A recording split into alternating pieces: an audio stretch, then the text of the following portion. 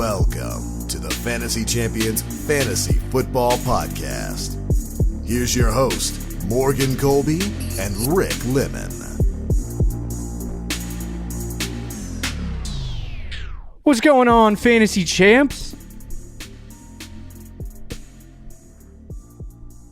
My name is Morgan Colby.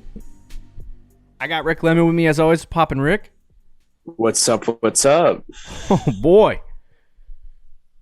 The last interesting thing to happen prior to everything kind of coinciding into the summer and becoming more boring for the NFL happened this weekend. Yes. The NFL draft happened this weekend. And I saw there was a tweet prior to the draft about, I think it was Schefter for ESPN. Yes. And ESPN tries to get people to watch their network. So this is exactly what I thought. He said that it was going to be a crazy draft night on Thursday, and it was going to be all this stuff. And I saw the tweet, and I'm like, yeah, they're just asking their top NFL reporter to hype up the draft a little bit because there's no one in the draft that's really like there's no quarterback that's really hyped up. Trevor Lawrence. Yeah, so it's like there's nothing for people to watch like there was last year. And then the draft happened. Just night one was a story in and of itself. Yep. A.J. Brown's on a new football team. You're arguably your favorite receiver? My favorite receiver in the NFL. And now I got a signed jersey somewhere around here. Signed Titans jersey. That doesn't have any correlation. So, whatever. Now we can put it on the wall. Now I can put it on the wall as a memory. So anyway, the NFL draft happened this weekend. Today, we are going to break down everything for the most part that we can pertaining to the NFL draft and kind of just give you winners and losers for each player. So this is not team winners and losers. Everyone always goes through drafts and goes, okay, you know what? The Colts were a winner and the Patriots were losers. X, Y, Z. No, we're going to do winners and losers for players' landing spots and tell you whether a player has this draft in particular is landing spot heavy. Like where guys go is more important than anything else. So good, bad, and a lot of weird. Yeah, good, bad, and a lot of weird. So we're going to give you winners and losers for individual players pertaining to fantasy football going into 2022. So this can relate to redraft. This can relate to dynasty. This is just where these guys went and how it can affect your fantasy team moving forward into the future. So we'll give you winners and losers of that. There are some guys that we'll just pass over and not talk about whatsoever, most likely in the 5th, 6th, and 7th round. But we have a lot of guys to talk to, so I'll talk about. So we're going to jump right in. Before we do that, check out our website, fantasychampions.com. Follow us on Twitter, Instagram, TikTok, Facebook, all those platforms. If you're listening on Apple Podcasts, Spotify, Stitcher, or any other podcast platforms, please leave a review, share this podcast with your friends. If you're watching on YouTube, subscribe, click the bell for notifications, like, and comment down below any questions you may have. All right, Rick. I want a 1,000-yard ceiling view of your thoughts about the NFL draft really quickly. Okay, a 1,000-yard ceiling view. Huge what do you mean macro. by that? Wide. Okay, A.J. Brown on the Eagles is probably the first thing I think about when it comes to the draft because it came out of nowhere. Literally out of nowhere. We're just watching the draft and all of a sudden, boom. A.J. Brown has been traded to the Eagles. Yep. It's like, what? Everyone thought that was going to be Debo. Huge, it wasn't Debo. Yes. And a player with such huge fantasy implications, I think. We're barely even going to talk about him. But it's weird. At first I didn't like it. I still don't love it of him on the Eagles. But it's not like his situation really changes too much because he went from a not a great quarterback and a heavy run offense to a heavy run offense and an average quarterback. So he's still A.J. Brown. He's still a great player. The offense maybe is better now. Is Philly a better offense than Tennessee? I don't really know. I would say it has more potential. I don't know. Yeah, I would say that too. I mean, you got A.J. Brown, right? Devonta Smith, Dallas Goedert. Yep. Good O-line. I think Sanders. Yep. And this is Hurts' opportunity to really prove it if he's actually got it. I think this helps Miles Sanders, which is weird. I think just because it's a better offense, so more touchdown opportunities. But it does slightly hurt Devonta Smith and slightly hurt Dallas Goedert. I think it helps Jalen Hurts. If you've seen the numbers for A.J. Brown too, just to give a quick analysis on that trade, Okay. I actually don't think. Okay, all right. That it hurts. I don't Devonta think Smith. that I'm trying to search player profile. I think Hurt is strong. I just like it because he had last year, right? Playing in how many games did he play in?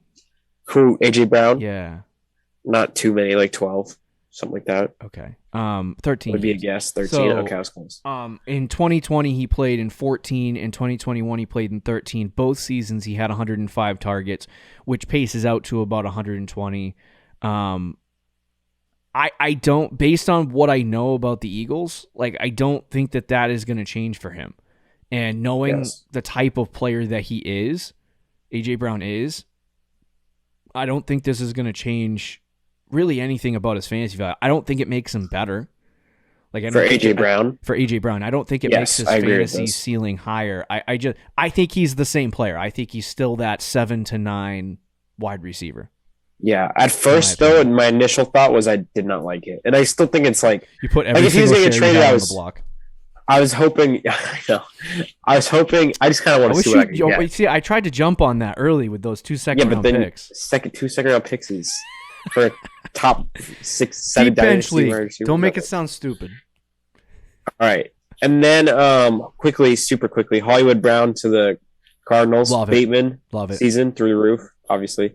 Hollywood to me is just the same. I don't know if it really changes too much. He's going to play the Christian Kirk role, so it's not awful. But I think he's going to get more work. To be honest with you, not a lot. You do? Yeah, more than he was in Baltimore. I don't know if he's going to get more work. I think he could be more efficient, maybe. I think they throw more.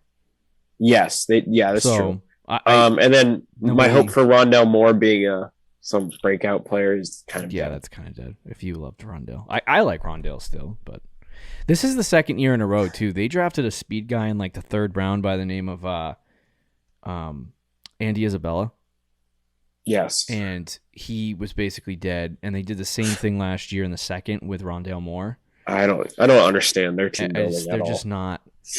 Well, the offense, the way they draft guys and build it makes sense because their team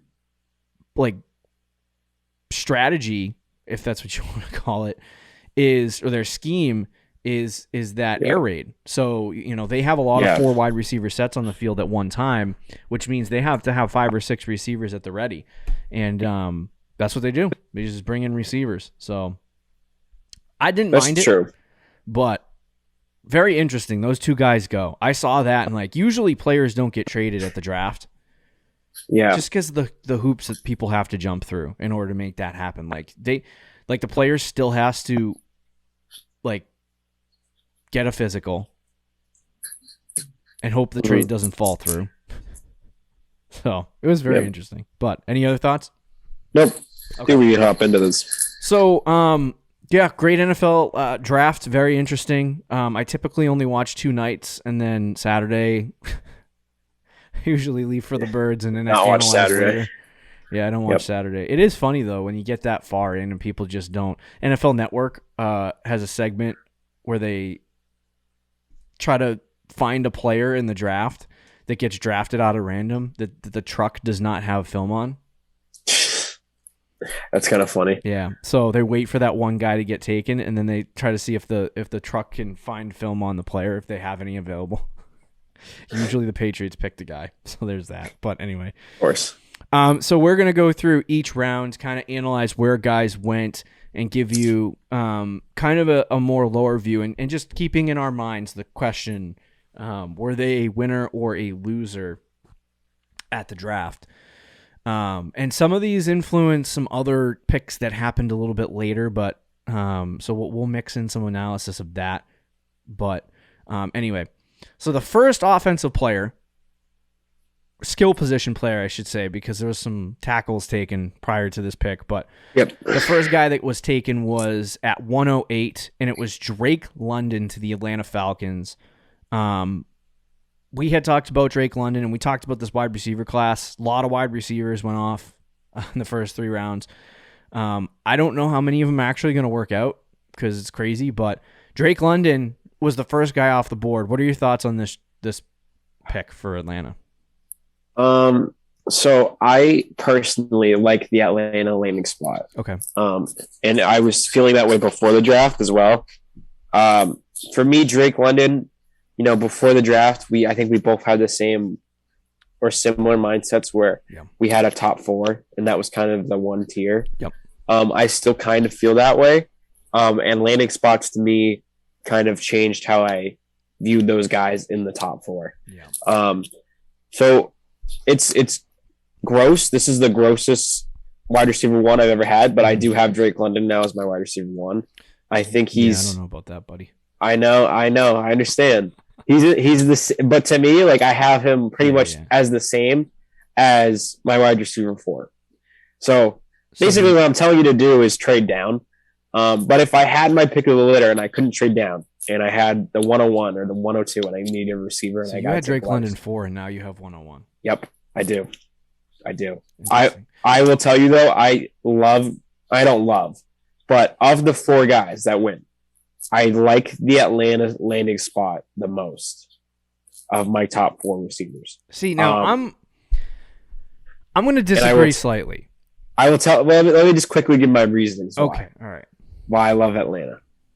Or I don't love. I will take that back. I do not love Atlanta. Just I like the landing You're about spot. to become an Atlanta truther. First of all, I'm not crazy about Marcus Mariota. I'm not. Don't get me wrong, but I think he's fine for 1 year. He's a bridge quarterback. He will produce average numbers, and then they're going to draft a guy or trade for a guy. Mm-hmm. Or it becomes Desmond Ridder. I mean, we'll see with that. But Drake London on Atlanta, they desperately needed a wide receiver 1. They have a huge hole there at wide receiver. He's going to have zero competition. Kyle Pitts is his competition, and he's a tight end. But at the wide receiver position, he's going to have zero competition. Calvin Ridley suspended a year and requested a trade. Their wide receiver 2 is, I don't even know how to pronounce his name, but it's Zach. Starts with a Z. Do you know what his name is? No. Do you know what I'm talking about? No, but that just shows you how bad. Okay, so that just shows you how bad. They have the worst wide receiver room in the league. Okay? So you add Drake London to that, and it's not like he's going to get doubled because Kyle Pitts exists. Yeah. So Drake London's going to have a huge target share right off the bat. That's the reason I have him as the wide receiver 1. Okay. Because I think he has the best chance to produce year 1 and probably year 2. But I think you can make the argument for 3 other guys. So if you want to say Drake London's still your wide receiver 4 or wide receiver 3, I'm not going to argue with you. I went back and forth hard on this. But I ended up, for now, having Drake London as my wide receiver 1.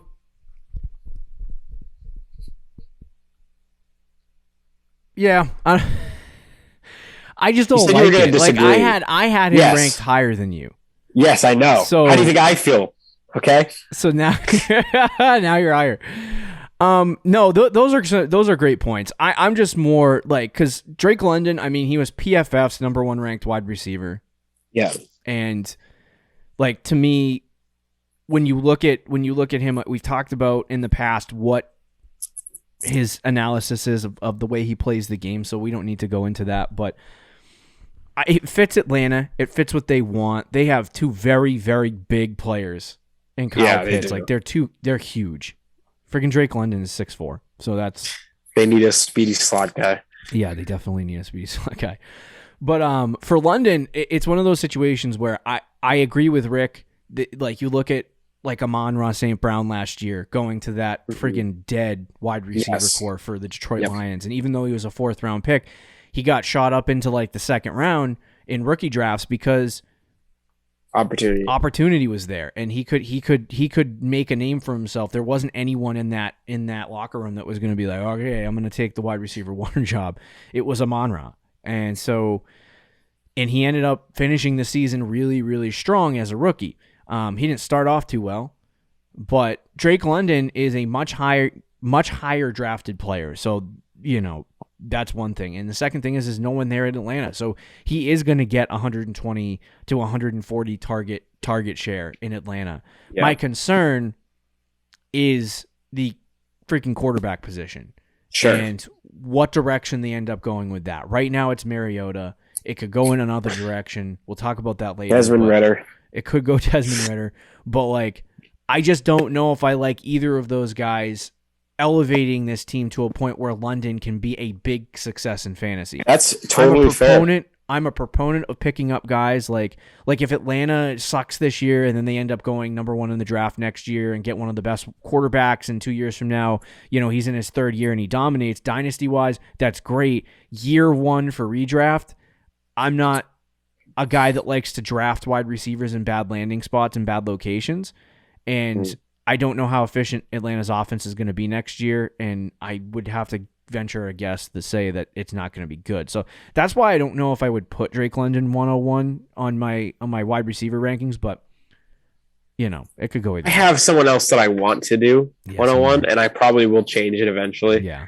But as of this moment, it's Drake London. So, but the Mariota point is very fair. I just think he's hopefully at least decent enough to, if he throws 20 touchdowns and or 23, 24 touchdowns and 3,500 yards, that could be enough for London just based on competition, but we'll see.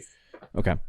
Let's move on to the next guy, who is Garrett Wilson, to the New York Jets. He's drafted as a 10th pick in the first round. The first, I think it's 6 skill players that were taken were wide receivers. No running backs, 1 quarterback in the first round. So it's going to be all wide receivers in this conversation. But quickly on Garrett Wilson to the Jets. I think this is a good landing spot for Garrett Wilson. He's one of the best wide receivers in the class. We talked about him. I think he was both of our 101s at the wide receiver position, or number 1 wide receiver at the wide receiver position in our rookie rankings prior to the draft. I think this is a decent landing spot for him. I don't think it's a great landing spot because the Jets are just they're not a good football team, and that might change this year. But and there's so many variables that go along with, I'm willing to take the risk on Garrett Wilson, but this team was looking for a number 1 wide receiver, and getting Garrett Wilson, that is going to be the guy that they want to be the number 1 wide receiver. Otherwise, they would have went in another direction. So I think he probably will. I mean, they have Corey Davis, they have Braxton Berrios, and they have, what's his name, Elijah Moore. So there's some competition there for Garrett Wilson, but it's nothing that he can't overtake, and I think he will. The question for me becomes, this is a team that got their quarterback in Zach Wilson. Does Zach Wilson take a step forward this next season and move on from his 9 touchdowns, 12, 13 interceptions last year and actually become a more efficient passer? Because if that's the case, I think Garrett Wilson will become a big success. But if it's the same old garbage Jets, this is a horrible landing spot for Garrett Wilson, and it's not great. So I think I don't dislike people's takes on him not being the number 1 wide receiver, but if you believe in Zach Wilson, you have to believe in Garrett Wilson, and if that's the case, you got to be taking him as your number 1 wide receiver, in my opinion. I might change it live on the show because he was my number 1 pre-draft. That wasn't even my hardest sell. He was my number 1 pre-draft. Okay. Here's the problem. Here's the problem with Garrett Wilson and the Jets. I love the player. The Jets' landing spot to me was the biggest question mark. It was just the biggest question mark. Okay. Yeah. If I wanted Garrett Wilson to go to the Falcons, he would have been still my number 1 wide receiver. Yeah. I like the Falcons' landing spot more than the Jets. So this is where it hurts. But if you said if you believe in Zach Wilson, you have to believe in Garrett Wilson. It's if you do think Zach Wilson can take that step, then Garrett Wilson should 100% be your number 1. But the big concern is if Zach Wilson sucks, the Jets Garrett Wilson's going to suck. Yeah, I think the interesting point you make, too, is that you know what you're getting in Atlanta. Yes. But the Jets is a huge just question. The Jets are a huge question, but Zach's a better quarterback. Yeah. I mean, he's got more upside. Was he better last year? What if he plays the exact same? Oh, well, then you start selling the ship over there. Right. So, yeah. I don't disagree with your Drake London take, but I feel like the Jets and the Atlanta Falcons are kind of the same landing spot. Like production wise, because I think they're both going to get kind of the same amount of opportunity. Now, one. I think the Jets might try to run the ball more for reasons that we'll talk about later. Yeah. And it's also really, really gross to put two Jets players, which again we'll talk about later, for me personally, in my like top two at each position, or my top player at each position. Yeah. Like, it's so disgusting to me. They're both gross, no matter what I do. It's one of London or Wilson, though. I don't even know if either one of those guys are my 101, but it's see, definitely... and then there's another guy that I think you could make the argument for ahead of these two. Right. But these, okay, yeah, that makes sense. Let's move on to the next guy because we got to move a little faster with some of these guys. Yeah, but, sure. We didn't ask the question or answer the question. So, winner or loser, Drake London? To me, that's a winner. Winner or loser, Garrett Wilson? It's literally a question mark. I think right now, it's a loser, but it could easily change. Okay, that's totally dependent on Zach Wilson. Okay, makes sense.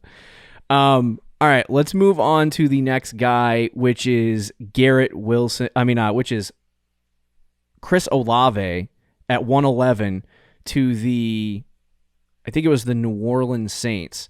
And I feel like this guy has a little bit of opportunity here to have some form of success with the New Orleans Saints. I'm not sure the amount of opportunity that he would get just out of, a situation where they do have Michael Thomas there. Sorry, Rick, you're just jumping in. Yeah. Zoom, just so everyone knows, on the... on YouTube, Rick probably just cut out for like 5 seconds.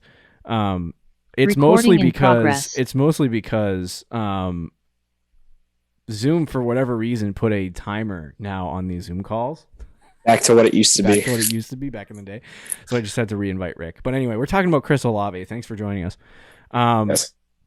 So anyway, it's one of those situations where I actually, at this current point in time, right now, Zach Wilson could ascend to Patrick Mahomes status this year. Who knows? But I think if we're sitting here in this current point of time, I think that a better quarterback than Zach Wilson and a better quarterback than Mariota or even Ritter is Jameis the Famous. And sure, I think he's a better quarterback than those two guys. I think for the New Orleans Saints, they're going to have a more efficient offense, I hope, than either one of those teams will have. And I think that will benefit Chris Olavey because I think he's the second best receiver on the team, so he's going to get some target share. So it's like, well, and you're also going to get Michael Thomas pulling guys away from Chris Olavey. So it's like, I don't know. I feel like this is a really good landing spot for Chris Olavey. I think this is a big winner for him. Yep. I don't know if it's enough for me to move him into the wide receiver one conversation because I don't know where the New Orleans Saints are going to go. You know what I mean? They could either, Jameis can't stay on the field. They signed him to a 2-year contract. They don't seem like they're in conversations for Baker or anyone else. I can't remember. They didn't draft a quarterback, right? They did not.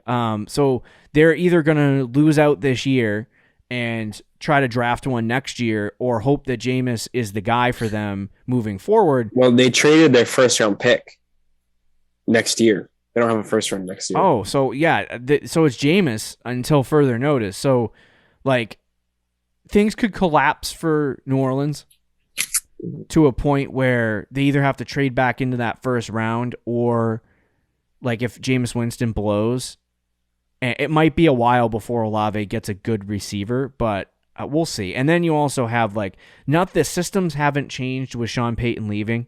They kept all of the same systems in place. But without Sean Payton, does that change kind of what New Orleans can do offensively? Maybe. Maybe they've had the same OC though since like 2007. Oh yeah, so I like this landing spot for Chris Olavey. I think it's going to be good for year one, but I'm thinking like low end wide receiver too if he turns out to be a success for year one. Mm-hmm. Yeah, no, I agree. I think this is a big winner. It's a great spot, in my opinion. The Saints landing spot was great. Olavey was my pre-draft wide receiver 5, though. He still is my wide receiver 5, but now I think it's a lot more justifiable to take him higher if you wanted to. Like if you wanted to take him as your wide receiver 2 or 3, or 2 may be extreme, but 3 or 4, I think that's fair. The Saints, to me, of all the first round wide receiver landing spots, was my favorite for a player. Michael Thomas is there, yes, but he's getting older. It's the perfect timing for the new guard to take over. And there's a chance he's going to be there even. Sure. Like he'll be there this year, I think, but next year I don't think so. Right. Which is also good for the player. I think you can compliment off Michael Thomas and then take off in year 2 or 3 by yourself. Jameis Winston to me is a decent quarterback. He at least puts up big numbers, and I told you this on draft night. He's a guy who's going to throw for a lot of yards, a lot of touchdowns, which in fantasy, that's all that matters. It's all about that. And he usually, historically, targets the top receiver or the top 2 guys. In Tampa, Chris Godwin and Mike Evans. Mm-hmm. He was just chucking it up to them every single play. Yep. So if Olavey can just if Olavey ends up being the player that people think he can be, this is going to be a great landing spot for him. I agree. Big winner. Big winner. So we got a winner, and a winner. Yep. Nice. All right. So 112, Jamison Williams goes off the board right after that pick to Detroit. Kind of surprising. I don't think Detroit needed a wide receiver at this point.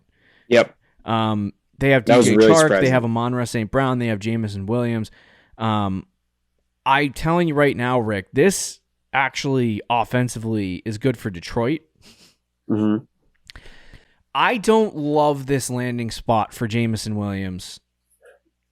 Not because of Goff, and not because Detroit's offense can be rumored to suck, because I think they're underrated, and I think they'll be a lot better this year than people think they will.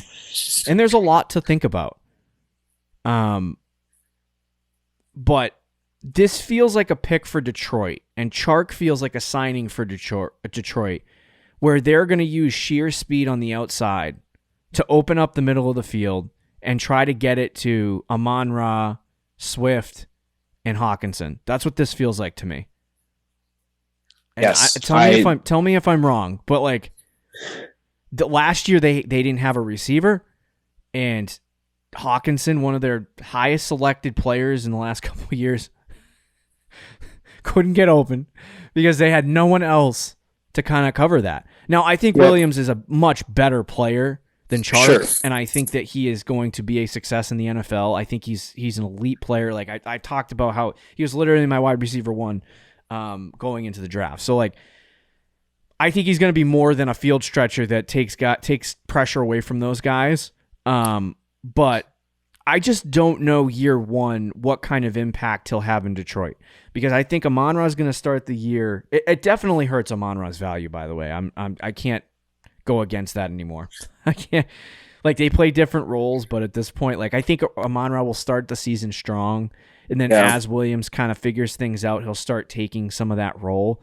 I just don't know why they would go out and get Chark, who's a vertical speed deep that's threat, the thing that confuses me too. and then add Jamison Williams to that as well. It just doesn't make sense to me. I don't know what Detroit's doing there, and I don't know what Jamison Williams' role is going to be in Detroit. In the real NFL, I think you're right. Yeah, it's a good spot. It's good for the Lions. All those things. If we're talking for fantasy purposes, though, I don't love it because yes, it does feel like he's kind of there to be the field stretcher. He's there to be the guy who opens things up for TJ Hawkinson, for DeAndre Swift, for Amon-Ra. I think Amon-Ra can still be fantasy relevant, though, and be pretty good just because he's going to get high demand of receptions in the slot. Right. But now his touchdown ceiling might not be the same as it was last year, unless you think Jared Goff's throwing 35 touchdowns. Jamison Williams, though, I still am drafting him. I still love the player. And he will have good games. He's just gonna, I think, be inconsistent. And yes, he's TJ Shark there too. Is like, it's kind of weird. I think him and Shark will play the X, Amon on the slot, and then you got Hawk at tight end. So it makes sense, but he's not gonna have a high target share. I do not believe, at least early on in his career. So just for that reason, he's my wide receiver 4, and I think it's a loser landing spot. But I'm still, by all means, drafting him. I saw him in my. I've done one rookie draft so far, a real rookie draft, and he went 108. So I'm very comfortable with taking him. I also feel like this one player to me, even though the ACL injury happened, like if the ACL injury never happens in the national championship game, I feel like this guy is a lot of people's wide receiver 1s. And this is the one guy in this entire class for me that is, I want to say, an actual elite talent. Like, all of these guys are talented, but I feel like this is one of those guys that can just go to a team and be good has regardless the potential. Like where he could be good regardless of who is sitting in there. Yes. Yep. And I see that same kind of situation for Garrett Wilson, but he went to a team with a bad quarterback, or not a bad quarterback. I'll take that back. Potentially. But a quarterback who is still young and developing. So, and he gets opportunity there. So I do like that landing spot a little bit better than Jamison Williams. But I just think that right now what Detroit is going to plan on using Jamison Williams to do is not going to be beneficial for him early on. And then you also have the situation where at some point this team does, I think they're going to be looking forward to tossing Jared Goff to the breeze and saying, okay, let's get a quarterback in here, because that's what they're building towards. I mean, I don't know if you feel that too. Like they got weapons in this offense. Yes, and they're going to be very close to getting I think they should have drafted, like when they were on the board multiple times and they had Malik Willis, they should have. Yeah, I don't know. I was sure each time. I thought when they traded up to 12, that's who they were going to take originally. Oh, I was like, so I mean, hey, all the power to them. They're building a good offense there, but I don't know what Jamison Williams is going to look like year one, especially with all those guys there. It's going to be a battle early in the season. I think by the end, he'll start to break onto the scene a little bit, but year one in redraft, I'm not super excited about it. Dynasty, it's a smash draft for me. I think at some point in the next couple years, he's going to be a top 10 wide receiver. So 108, I mean, I'll take that every single day of the week. Yeah, I have him as my 105, I think, 106. So okay. Let's move on to the 116, Jahan Dotson, really quickly. I think we're going to break this into 2 shows and do the second and third round on another one, because that one will be a lot faster with all the trash players. Sure. But anyway, Jahan Dotson, he was one of those guys that he had a good combine, and I was talking to Rick prior to the show about this. He was like a late day 2 pick projected prior to the combine. Yeah, he was yeah. And then he went to the combine and he kind of lit things up a little bit, had a really good combine, good 40 time, did some really good things. And I think he got the attention of some of these teams. And it led him into a position where he got drafted, I personally think, way too high. Washington wanted to draft a wide receiver to pair with Terry McLaurin. I don't like this landing spot for Dotson. I don't like the player either. So you're all out. I'm all out on Dotson at this point. So I think he's a loser. See, I disagree with you on the player. I like the player. He was pre-draft, I think, my wide receiver 6. So yeah, I like him a lot. It's just I think he did go too high as well. I didn't even have him ranked. That's sad. Oh no, I had him 10. Sad. Sorry, I just found him 10. I think he would have been a great early second round pick, where someone else we're going to talk about who the Packers drafted. Yep. If he went in that range, to me that's kind of where I thought he would go. So it was definitely early for him. And yeah, Washington to me is not a great landing spot either. I don't believe in Carson Wentz. I don't believe in the Washington offense as a whole. Mm-hmm. And I don't know if they really have a plan for the future at quarterback. I don't think it's going to be Sam Howell. I think they're probably going to draft someone next year, and we'll see where it goes 2 to 3 years down the road.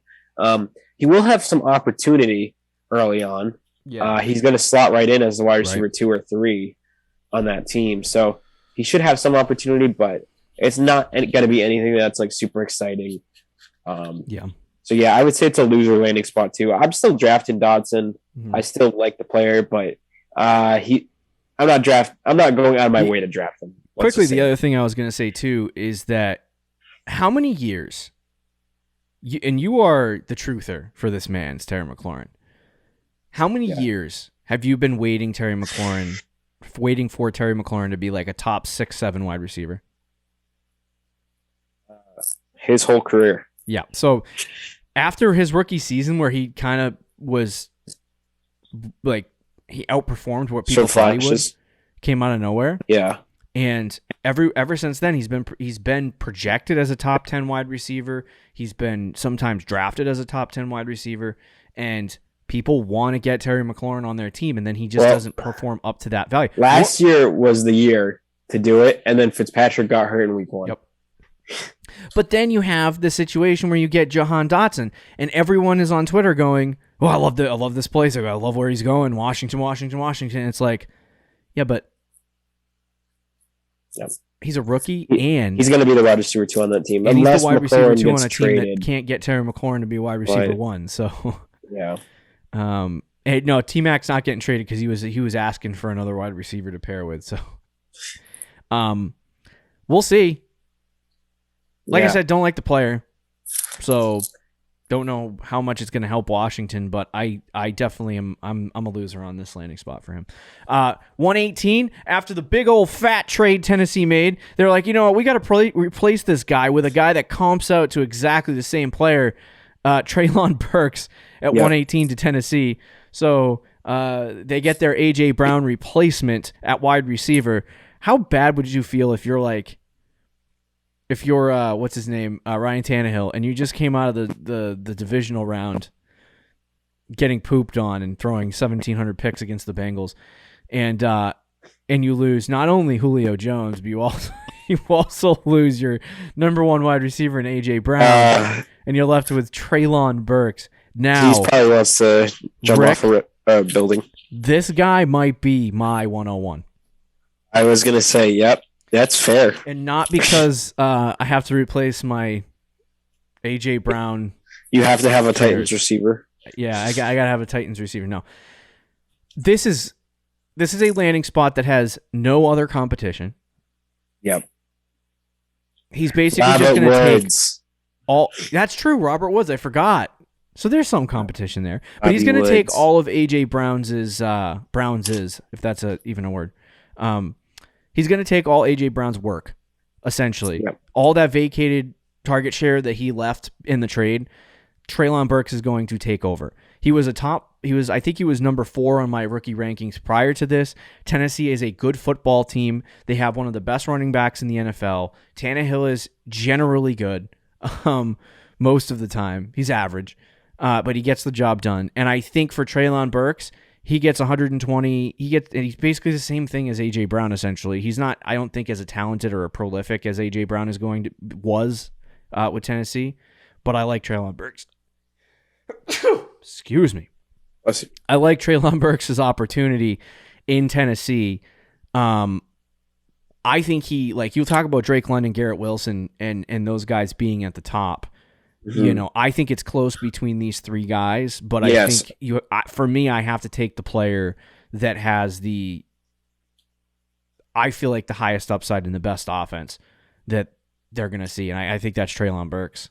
I don't know. I don't know why that's fair. Is not. Where have you been seeing him go? Because this guy's like 1-4. Okay, because I feel like this guy should be a smash top 5 pick. Easy. Yeah, no, he is. He is for me. He's I have him as my wide receiver 3, but you're right. I think him, Garrett Wilson, and Drake London are all the closest ones together. Those 3 guys, and I think you can make an argument for any one of those 3 to be your wide receiver one. Yeah. I think it is a very good landing spot for Burks, but I'm going to make some counterpoints. And the reason I do not have him as my wide receiver one. So you said the best offense. To me, I think the Titans are trending downhill. I don't love their offense long term at all. I think Tannehill, the other guys. Tannehill is overrated. Derrick Henry is going to retire. And Bobby Woods is like 32 years old coming off 2 ACLs. So I don't love the Titans offense. I do love the fact that he's going to slot into the A.J. Brown role.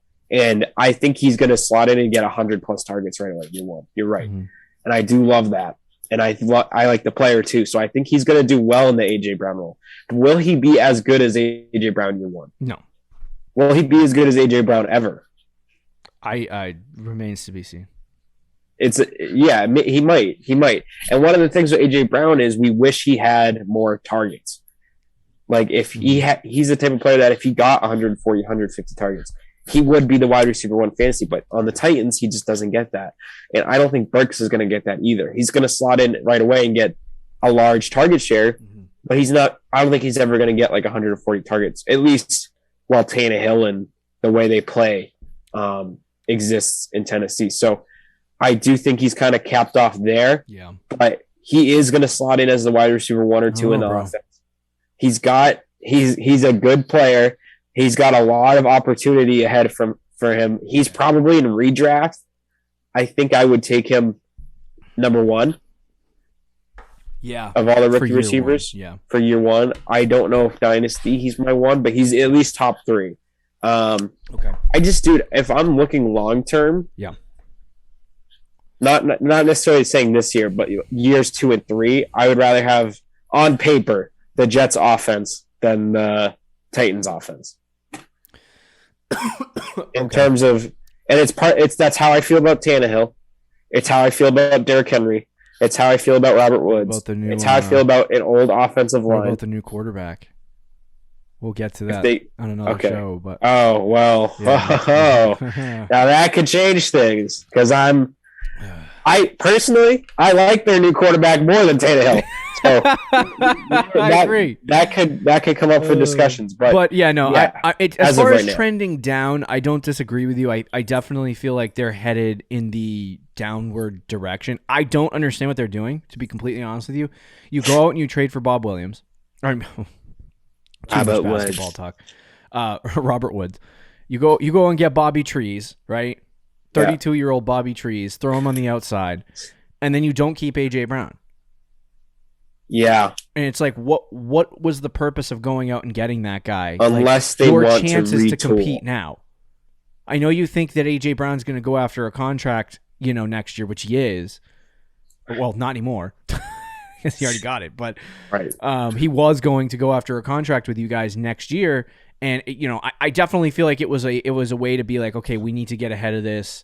Let's get the guy now, trade the wide receiver, get something out of it, and it's not a bad deal. I do think they got fleeced in that deal, by the way. They got absolutely pantsed by the Eagles. Yes, 100%. You should have at least gotten.